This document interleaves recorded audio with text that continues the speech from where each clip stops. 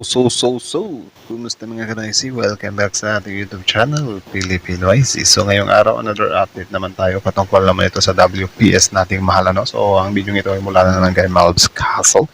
So ang pamagat ng video ito, PBBM to AFP, Pangia sa China, Chinese fighters at Corvette warship tuloy ang pagbili, ibabalik ang pera. So ano yun? Anong ibabalik man? So again, bago natin simulan, Melbs Castle, supportahan nyo yan. Tapos syempre, kung trip nyo na mga ganitong reaction video, may kasama kayo manood. Huwag nyo na rin kalimutang supportahan yung YouTube channel natin, Filipino IC. So mga kanoisy, hindi na natin ito patatagalin po. Simulan na natin, baka agawin pa ng China. Again, ang pamagat ng video ito, PBBM to AFP, pangyera sa China. Fighters at Corvette warship tuloy ang pagbili, ibabalik ang pera. So again, Melbs Castle, Filipino IC, like, comment, share, subscribe. Start. Balik daw ni Pangulong Bongbong Marcos. Ulit. Ibabalik daw ni Pangulong Bongbong Marcos Jr. ang natapyas na pondo ng Armed Forces of the Philippines. Yun, Isa na nice. namang batong pangako na baka mapako talaga. Yun lang. Nahirap kasi yung pinapangakuan ng yung mga kababayan natin Pilipino eh. 'Di ba? Mas maganda talaga kapag ano yung pangako, ano yung mga plano tinutupad. 'Di ba? Mahirap paasahin yung mga Pilipino, men. Paano tayo lalaban pag nagkagera niyan? Kung puro na lang tayo aasa sa kaalyado nating bansa at hindi tayo magpapalakas ng sarili nating pandigma.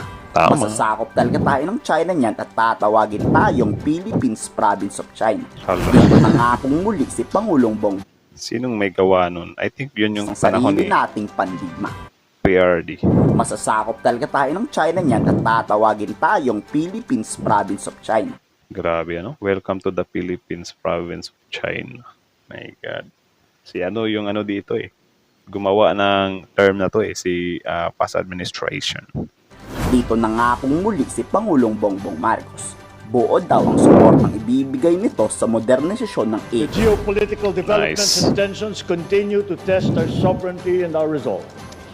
The surge in cybersecurity threats, if unchallenged and unaddressed, will challenge our national security. Nice. Sa command conference naman, pinatututukan ni PBBM ang defensive capability ng AFP. Hindi tayo magsisimula ng gera, tayo lang ay dedepensa. Sa gitna Diba? yan ng Sobrang laki ng pagkakaiba, men. Yung naghahanda ka, gusto mong magsimula ng war or naghahanda ka para sa war. Sobrang laki ng difference nun. Palibhasa kasi itong China na to, pinapaniwala yung mga Filipino pro-China natin, mga Filipino na doon pumapabor sa China, naniniwala sa mga sinasabi ng China, na kesyo lahat daw ng mga ginagawa natin, it will cause or meron daw tayong intention toward them. Pero ang totoo naman talaga yan, naghahanda tayo. Kasi syempre tayong lahat dito, men, alam natin na wala talaga tayong kalaban-laban sa China. So maliban na yung Pangulo natin, makipagkaibigan siya sa mga malalakas na bansa like America, Japan, Australia, o sino pa man yung mga natin.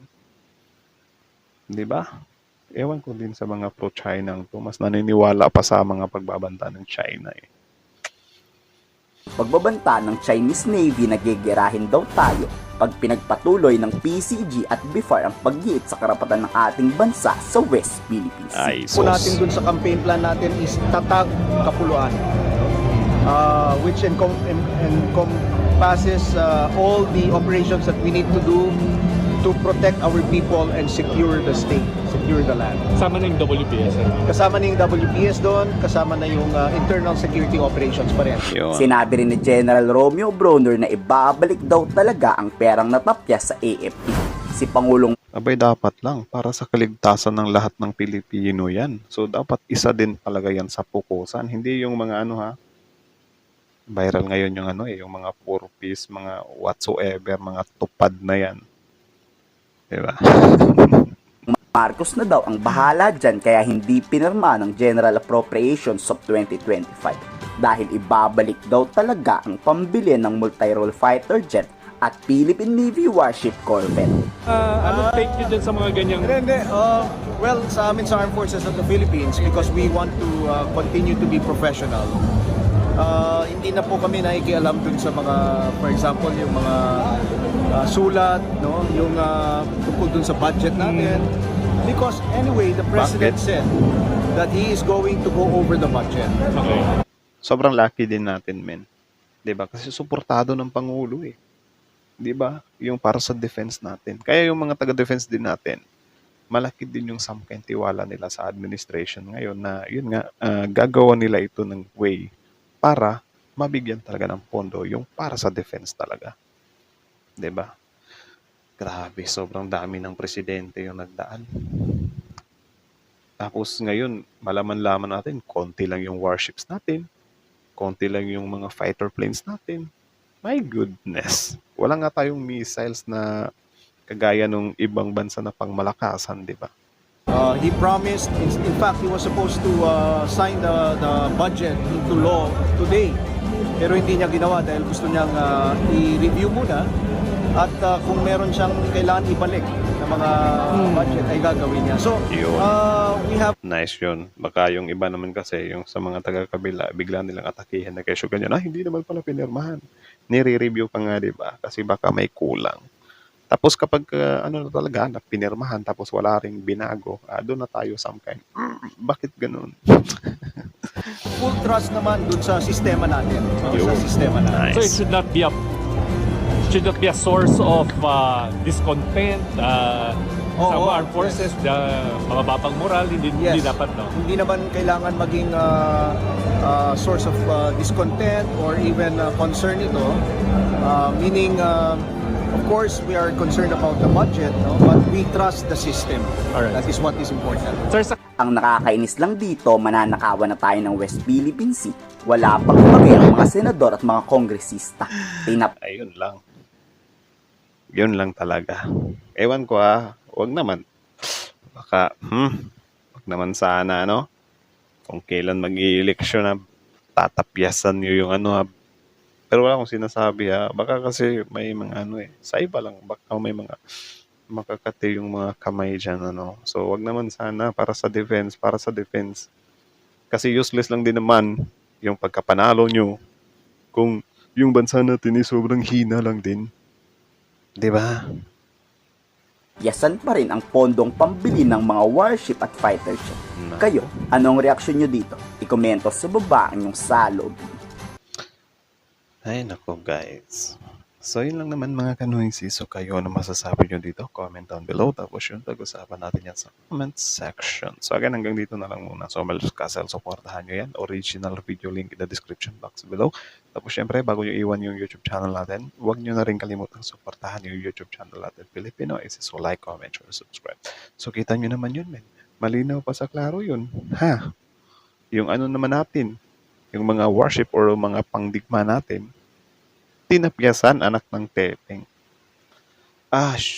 Wait lang, may naalala ako. Yung pandigma natin, tinatapyasan. Samantalang yung PhilHealth natin, nagpaparami ng savings, anak ng teteng. Anak ng tetengs talaga, no? So, kayo, pero I think hindi din kasi pwedeng biglang mag-jump yung budget ng PhilHealth papunta sa di ba?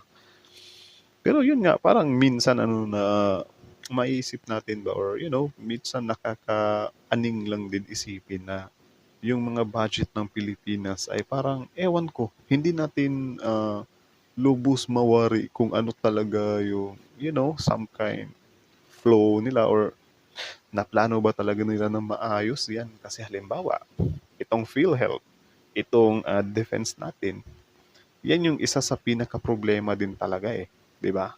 Yung sa defense natin naman sumunod lang naman siya nung yung China nagsimula nang poogeg sa atin, di ba? So, needed natin na magpalakas talaga ng defense. So, yung mga word na tapyas na yan, medyo nakakadismaya talaga yan. Kasi, sobrang kulang pa nga natin I think sobrang, kahit siguro, lakarin natin ng 20 years hindi natin mahahabol yung China na yan. Yung depensa nila. Tapos ngayon, tatapyasan pa nila. Diba? So sana talaga bonggahan nila ng budget yan. Diba? Hindi yung Sorry ha, pero parang medyo nag-a-agree lang din ako sa mga post sa social medias natin na parang yung ganyan, yung matambay daw, parang, sinusuportahan, yung 4 piece, parami ng parami. Di ba alam niyo yung parang puro ayuda na lang yung bagsak ng pera, hindi na lang mga livelihoods or yung mga trabaho yung ibigay. Di ba? Kasi useless lang din naman eh kung puro ka na lang ayuda, ayuda, masasanay sila sa ayuda eh. 'Di ba? Tapos ngayon, yung budget natin tapyasan. Tapos doon naman sa pera sa kabila, parang nauubos lang sa kakaayuda. Nagiging tamad pa yung mga kababayan natin, yung iba. Pero sa iba, hindi ko din naman nilalahat kasi meron din namang mga beneficiaries na ginagawa din nila yung mga best nila. No? So yung mga purpose na yan, hindi ko naman nilalahat talaga. Meron lang talagang iba na parang asa na dyan. 'Di ba? Nakakatawa nga lang din isipin na yung mga kabataan, kababaihan natin dito is maaga silang pumapasok sa mga ganyang thing.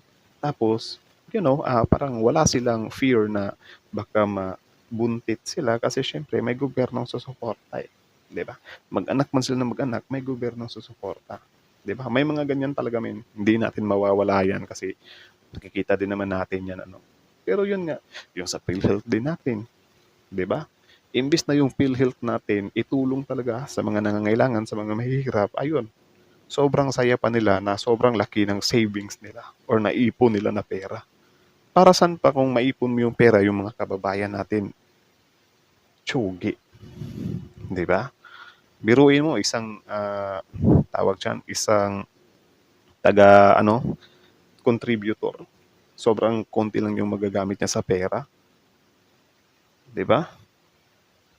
Sana ibigay na lang yun sa iba na mga deserving na tulungan, yung mga mahihirap talaga. Yung iba, deads na. Hindi na napapakinabangan yung mga contribution nila sa PhilHealth. Tapos ngayon, sobrang proud pa sila. Sobrang laki ng naipon nila.